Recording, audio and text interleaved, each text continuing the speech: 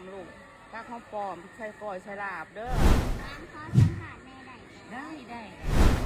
180,000กาแฟแล้วก็บันลงนี่คือหมักอื้อภาษาอังกฤษเอ่ยว่าผักกีบ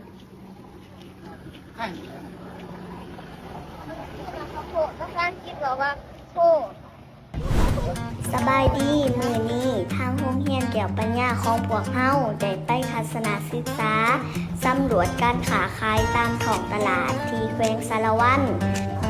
Also excited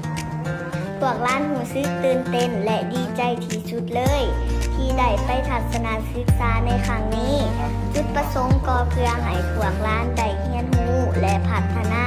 ทักษะในด้านต่างๆเช่น 1. ได้เรียนรู้เกี่ยวกับการบริหารเงินค่าของเงินการบวกลบเลขในใจเวลาซื้อเครื่องซื้อสิ่งที่จำเป็นและมีประโยชน์ต่อตนเอง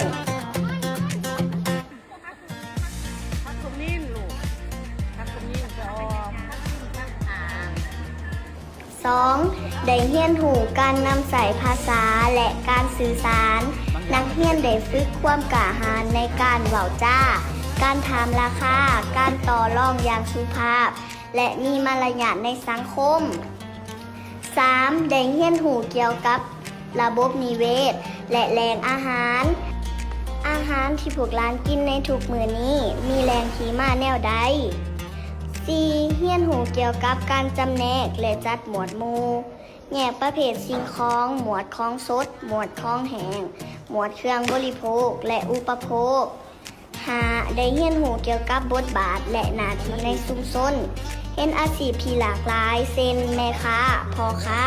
คนขับรถขนส่งแล้วพวกร้านยังเข้าใจถึงการพึ่งพาอาศัยซึ่งกันและกันในสังคม